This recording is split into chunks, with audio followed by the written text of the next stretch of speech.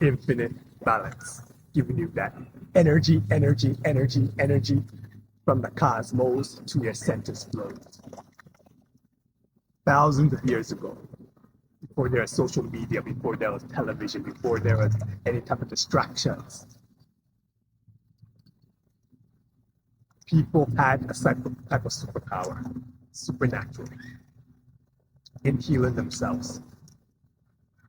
And these techniques were meditation, energy healing, affirmations to make your manifestations.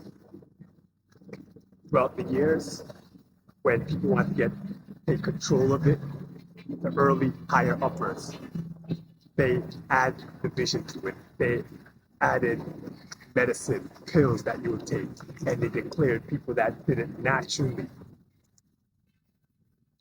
witches, warlocks, which were the demonic terms, and they ended up being unalived by a lot of people. For me now, I used to suffer from migraine headaches. As long as I can remember, I suffered before I even knew the name of headaches. As a little 3-year-old, I remember going to my mom and saying, my head feels weird. With the little vocabulary that I had, that evolved to my head hurts. And my mother at the time deciphered that into me having headaches. Way back then, what she would do, she would get a rag. And if you're from the Caribbean, you know what me I'm talking about. She would get a rag and she would wet it with cold water. Put the cold water on my forehead, and then she would lay me on her lap and just rock me back and forth while I was crying. It actually did wonders. It did heal me. A motherly love is always something special. But throughout the years, I remember having children's Tylenol, which tasted like candy, and I wonder why a lot of children didn't end up suffering and being unalive. Because that was the greatest temptation there. That and Flintstone vitamins. But at least with Flintstone vitamins, you can't overdose on that. But Tylenol, children's Tylenol, to this day, I wonder why a lot more children was not unalive. So I started off taking children's Tylenol. And as I grew up, I ended up taking the adult versions. And this is me even before I was in my teens. I was pre-teens, taking that. It came to a point now in my early adulthood when I would have little pockets of Advil, which was my favorite because it never had that side effect that Tylenol had, where you would take Tylenol, then it would make your headache a lot worse to the verge of you throwing up, and then it would set down. With Advil, when I would take it, it just slowly settled down, basically they both numbing the pain, but in different ways. But as a young adult, I would take those pills and have it in my pocket. Buy it at the gas station. There would be like 10 of them. Talk about addiction. And I'll be just, whenever I felt it coming out, I'd take it because I did not want to deal with those type of migraines. So I took it, I kept it with me, and it became such an addiction where if I had one or two, I would break out in sweats like Mission Impossible with a dum dum dum dum dum dum dum dum. Worrying about where I'm gonna get my next fix, where gas station I'm gonna go. Do I have to go to a pharmacy to just get more pills? So now in 2023 now, I just came up on a video with Joe Dispenza, and he was talking about how the mind can heal the body to avoid distractions and just focusing on yourself, focusing on the centers. In other words, the chakras. And once they're aligned, you can make anything happen into your reality. And from that video I saw, I don't know exactly where I came upon the book. He may have mentioned it, or someone else might have mentioned it in social media. Could have been my late wife at the time that mentioned it. But I ended up buying the book Supernatural and reading through that, every orifices of that, talking about the centers, talking about the quantum field, talking about little things that can make anything become a reality. And through that, I said to myself, cure myself of the headaches. I threw away the pills. I did one of his meditations, which was Blessing of the Senses.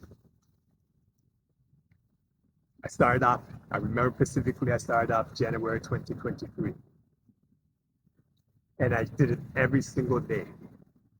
And when these headaches came up, I told myself either I'm healing myself or something else is gonna happen. But at that point, I'm gonna care. I'm gonna do what is right for me, what I truly believe, and this is how I set my parameters and how I set my focus on it.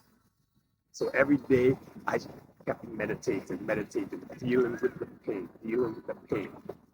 And what I noticed, starting in January, I noticed in April, it took that long, around April, early April, the headache started subsiding slowly. And when you suffer from migraine headaches, you know exactly what I'm talking about. You can feel when a headache is going to come, and you can feel it when it's subsiding. In April, it started subsiding. The big, massive headaches weren't as much anymore. Now, when I first started taking the pills, and it would last 4 days, almost a week, started subsiding now, started diminishing me. I kept on meditating, Blessing of the Senses. Going through May, started subsiding more. Now, in June, it was a big momentous occasion, and I'll tell you why. Mid-June, at a time where I felt, usually where I have big headaches, it did come, but it came like someone pinching me. It was like just a pinch in my head. Lasted a few minutes, and then it was gone. First, I thought, maybe it's an outlier situation. Maybe it's something I just never noticed before, and it may come back. It came back again, same pinch, done. By the time July came, no more headaches. July of 2023. And even to test myself, because I was becoming a little paranoid. Even myself was, even though I was believing, at the same time I was disbelieving. So I'll do things to try and trigger. I'd shake my head. I'd put my head up and down. I'd do jump around. Things that I would not do usually because I did not want to trigger a headache. I did all those things and nothing. And from 2023 of July to right now, 2026, depending on when you're watching it, it's August. Nothing. And I owe it all to the universe somehow introducing me to Joe Dispenza and his work. And I started going down the rabbit hole, not with only his work, it's branching out into the quantum realm, branching out into affirmation, branching out into meditation, branching out into the whole energy healing atmosphere. And right now, I'll give you a simple 10-minute meditation that anyone can do, even the ones that don't really have no focus. And this is what I want you to do. You don't have to put yourself in a lotus position. You could use a chair and sit down and just be calm, be still. I know it's the first time for the people doing meditations, it may be a little bit difficult. I would suggest go to like a YouTube, or nowadays you can use Suno, whatever the case is, get meditation music, something that you resonate with. Put some headphones on, put it on, sit still. Now, as you're sitting still, you're tapping your heart. And as you tap your heart, the reason why you're tapping that, because that puts the focus on there. A natural focus on your heart. Then you're giving your heart love. A lot of people will be saying, what exactly is love? What do you mean by giving it love? It's like an excitement of a happy time you had. When I first did it myself, I went back to a time when it was like summer, like close to the first week of summer. And me coming out from the gym and just looking up in the sky and seeing the sun, and I just putting my hands up like this is happiness. And I reminisce about that feeling of happiness, and I put that feeling towards my heart. So whatever type of happiness that you remember, whether it's the archive or whether it's the present moment, focus on that happiness, then you transfer that to your heart. And as you transfer it to your heart now, you're just keeping that focus and you're just keeping it and you're just showing it love. Because at that point right now, the brain is going to the heart. And as the brain is going to the heart, it's coming back around. And as it's coming back around, it's going through your whole system and actually healing it. A lot of people talk about it on social media, but they don't really go into the details of it. They're focusing on that, and that's what it is called. The brain heart coherence. You just do that for 10 minutes. And after 10 minutes, you get it up and you do it again the next day. And you're going to see how wondrous that situation comes. Anything is possible when you're in the so-called quantum realm. And even though you're envisioning it and it doesn't happen, it's actually the quantum realm that you're in. Similar to the double slit experiment. You're focusing on the heart, putting love on there. That's putting love in there. Again, healing the rest of your body. You're doing this every day, and this is a good beginner meditation for the newbies out there. The newbies that want to start developing the highest version of themselves, this is something that they do. There's something that each and every one of you out there can do to start off the development of climbing up the status of another version of yourself. Becoming unfamiliar with the old you and becoming familiar with the new you.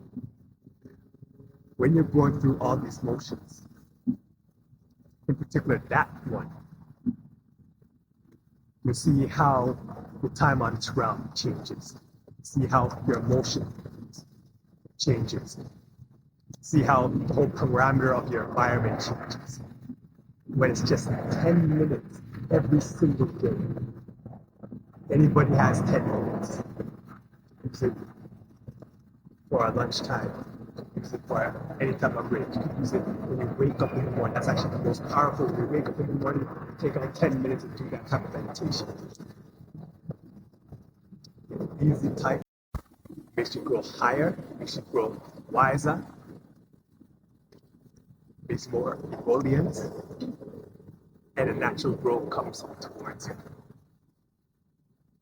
So from this video, I just want you to recognize one word that you felt while watching this. Some that connected. Put that word in the comments. I read all the comments. Whatever type of comments it is, I read it. And in the next video, there's going to be some more combinations. That's going to boggle your mind. It don't say, when the mind gets boggled, it's learning.